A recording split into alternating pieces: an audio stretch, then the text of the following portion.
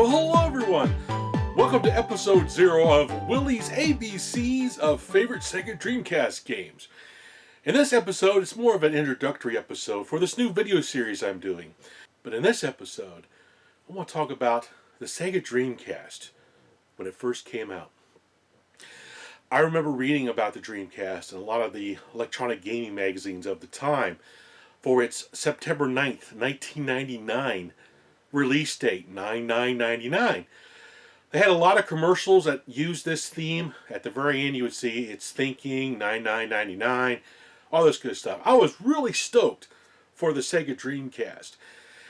As a matter of fact, it's the second console I've ever waited in line to get.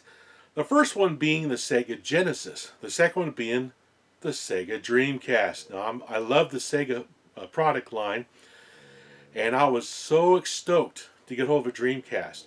When it came out, I went down to my local Toys R Us and was able to get one. As a matter of fact, here is my Dreamcast that I bought on that day. Love this box. Sega did a good job designing these boxes for their Sega Dreamcast. As a matter of fact, on the back of it you can see the little R-Zone sticker right there showing it came from Toys R Us. Pretty awesome. So let's take a little bit closer look at the console and some of the accessories I have for this little bad boy, and just briefly discuss it. This is not a review of the console or anything like that. This is just my memories of the Sega Dreamcast when it came out and how much I really enjoyed it. As a matter of fact, the whole series will be this way. They're not game reviews or anything like that. It's just me sharing memories of what I love about this Sega Dreamcast.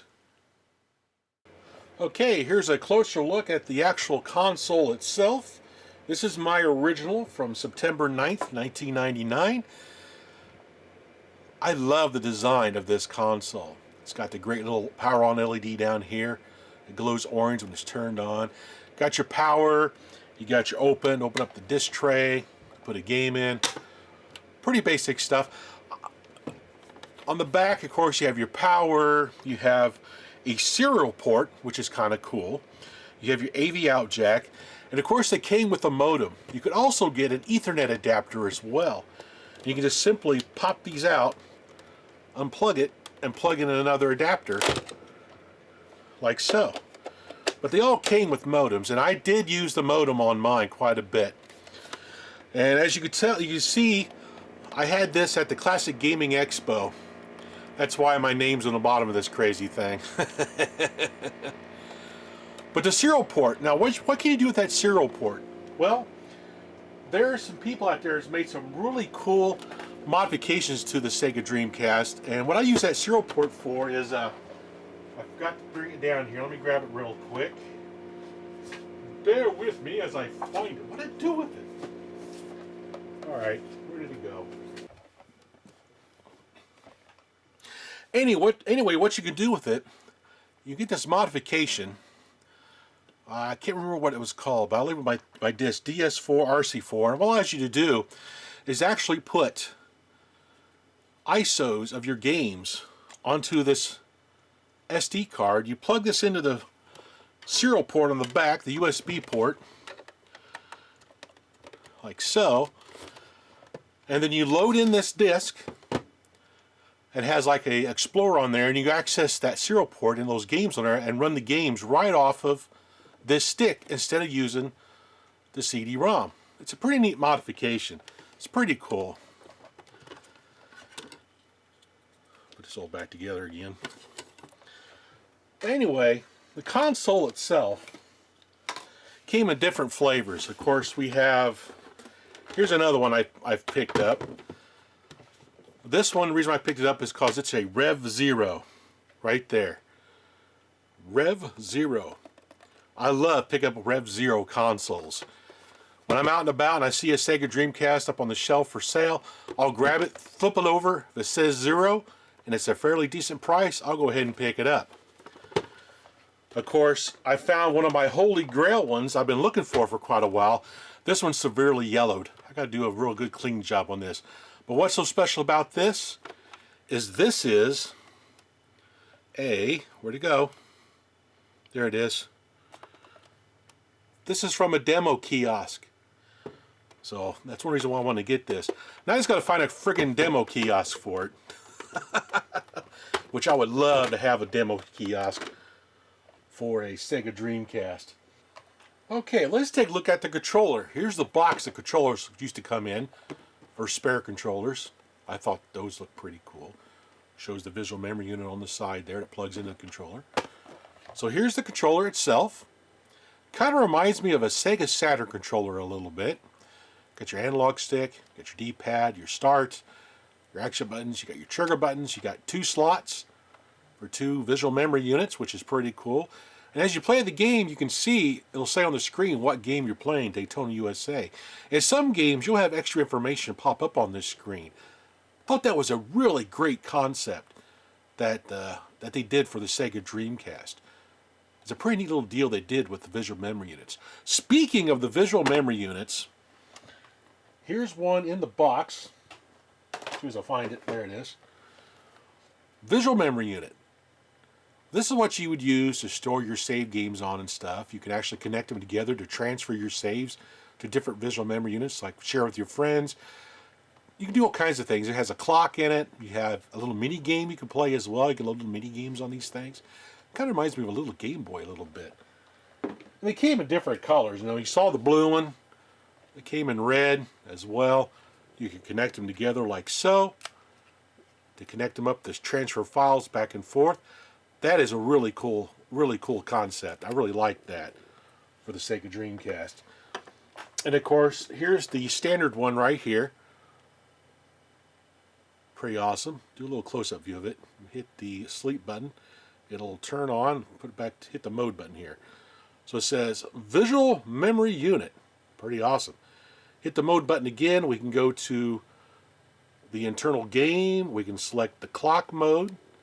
So hit the clock mode there. Shows you what time it is. Has a little animation running across the screen. Pretty cool. And of course, what's really cool is you can have like little mini games on here. So hit the enter key. I got Tetris on this one right now. So I could play a little game, no pun intended, of Tetris. Ding ding ding ding ding ding ding ding ding ding ding ding ding ding ding ding ding. How cool is that? There were some games actually came with little mini games that you could load on your VMUs to play them. This is a homebrew game. I'm using a program to actually put games, homebrew games, on the VMUs to play. They got like Space Invaders, Pac-Man, a bunch of other types of little homebrew games you can stick on these little visual memory units to play around with them. Pretty awesome. Of course, also, they had a mouse that you can use with the Dreamcast and a keyboard. I don't have the keyboard anymore. I sold it like a dummy. I'm trying to get another one back. I used to use my Dreamcast to surf the internet and stuff since it had that modem line on there. You could also use it to play online, like Phantasy Star Online, Alien Front Online. There's some other games that you could use that modem to connect up to other Dreamcasts and play online games. The mouse, though, can be used in certain games as well, like Silent Scope, and there's another one that you can use it on in place of a light gun and everything. It's actually a pretty good mouse. Pretty happy with this thing. Of course, one of the nice things about the Sega Dreamcast is it allows you to burn your own CDs. So you get some really cool homebrew games for the Sega Dreamcast, like this one here, Volgar, the Viking, which is basically Rastan, the arcade game. It's just been reimagined. There's actually a little skeleton of Rastan in this game. It's pretty funny. So you can actually burn your own CDs of these great homebrew games that some people have done. Some you have to pay for, others have been released for free. You just have to go searching around. There's some really great homebrew games on the Sega Dreamcast. Pretty cool stuff. And of course, you couldn't have a Sega Dreamcast without having the official Dreamcast magazine. I subscribed to this day one as soon as it became available. I loved this magazine. What was really cool is it came with a demo disc. Now back then, you really couldn't, get demos very easily off the internet and everything like that, like you can today. So a lot of the electronic gaming magazines back then used to send demo discs with the magazines. And I always look forward to these because you could have playable demos. For example, on this disc here, we had a demo of the Ultimate Fighting Championship, San Francisco Rush 2049, Aero Wings 2 Airstrike, Tokyo Extreme Racer, Tony Hawk's Pro Skater, Sydney 2000, Virtua Tennis, Mag Force Racing, and one of my favorite puzzle games on the Sega Dreamcast, Sega Swirl. I loved playing Sega Swirl on my Dreamcast. It also had the web browser on here too with SegaNet. Pretty awesome. Pretty nice little demo CD. This one's purple. This one's from September 2000. This is the actual special 1-year anniversary issue that came out in September of 2000. So I've still got this magazine. I wish I would have kept the rest of them. I had the complete set with the complete set of demo discs. Unfortunately, I got rid of a bunch of them, but I do have some of the other demo discs still around. There's the other one right there. Those are kind of cool to have. I wouldn't mind getting the premiere issue of this magazine as well. Maybe sometime in the future I will. Oh yeah, here's the internet one. Pretty cool. I didn't really need this once I got that demo disc because I had the browser on there. I'm rambling, I know. Sorry about that, guys. But inside the magazine, you got previews of upcoming games. They have like interviews in here. Ooh, cool. Lara Croft, awesome. I mean, it's a really cool magazine. They're still kind of cool to read even today. I mean, they had like helpful hints in here. I think they had cheat codes as well. Oh yeah, Gundam. Oh, I forgot about there was a Gundam game on the Sega. I love that game. Snowcross, Railroad Tycoon, all kinds of cool stuff in that magazine. Oh, let's go back to memory cards real quick. They had many types of memory cards. For example, here's one. That was the Mega Memory Card that was put out by something Performance, Max Performance, I believe. And what's cool about this is it has a switch on the back where you can select 4 different banks. So it's basically 4 memory cards in one. A lot of storage capability on this bad boy. It doesn't have a screen on it though, but at least you can store a lot of games on here. Pretty awesome. And of course, we also had a Game Shark as well for the Sega Dreamcast. Now the Game Shark allows you to enter in your own little cheat codes, make changes to the games and stuff like that. It was a lot of fun to play around with because a lot of times if I couldn't beat a game, I would just use this so I can actually enjoy the friggin' game. I can't play games very well, so any way I can modify the game to where I can enjoy it, I'm getting my money's worth out of it. I don't need to have all these trophies and everything like that you see people go crazy over nowadays. But of course, the games that came for the Sega Dreamcast came in these little CD holders. Really great artwork. This is one of my favorite games on the system, Alien Front Online. It is a real fun game. I used to play this online quite a bit. It's very challenging. Well, it is for me, as to say. But anyway, that's the Sega Dreamcast. Cool little system here. So what are some of your memories of the Sega Dreamcast? Share some memories down below. Did you buy one on the actual launch day like I did? If so, are you still using your original one, or has it died or anything like that? Hope you guys really enjoy this new series I want to do on the Sega Dreamcast. I should release episode 1 hopefully next month sometime. It's going to be on the letter A. Will it be Alien Front Online? Time will tell.